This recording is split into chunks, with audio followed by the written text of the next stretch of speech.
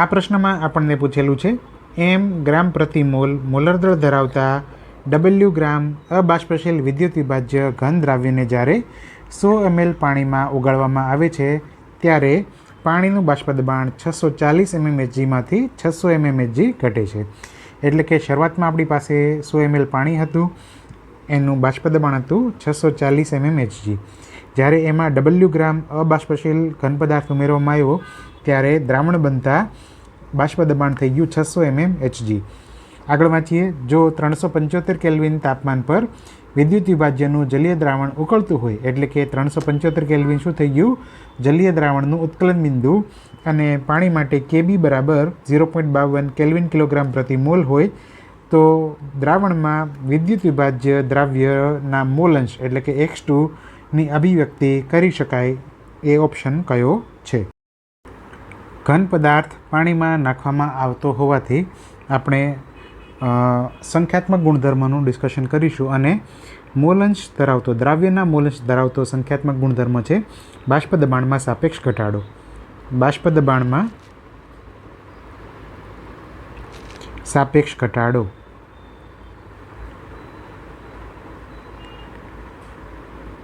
એનું સૂત્ર છે ડેલ્ટા P/P0 બરાબર I/X2.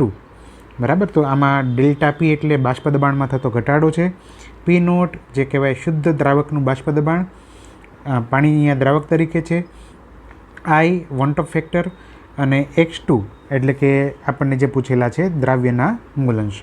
તો આ સૂત્રમાં આપણે X2ને સૂત્ર કરતાં બનાવીએ. X2 બરાબર delta P/P into I, delta P/P0 into I. Delta P એટલે બાષ્પ દબાણમાં થતો ઘટાડો. 640 હતું, 600 થઈ જાય, ઘટાડો આવશે 40 છેદમાં P0.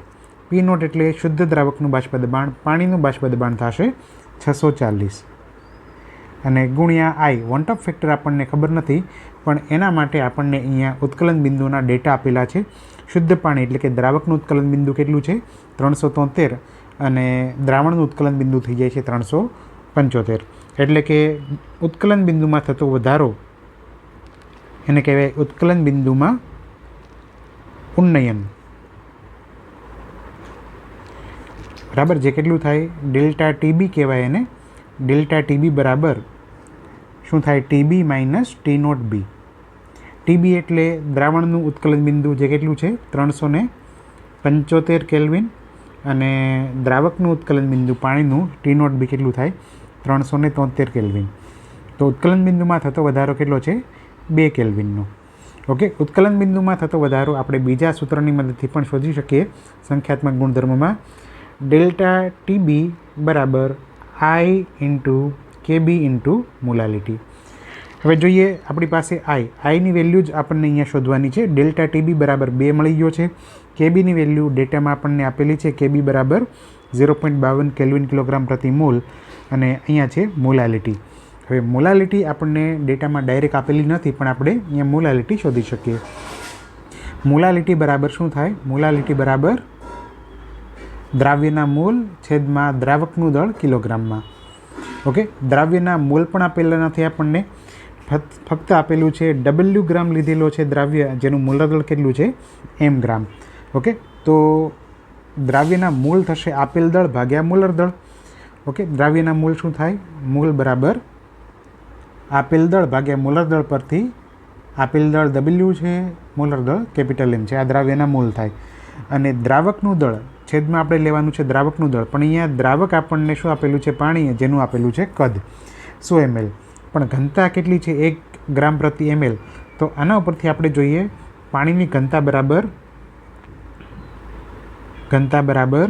1 ગ્રામ પ્રતિ ml છે, અને ઘનતાનું સૂત્ર થાય દળ ભાગ્યા કદ.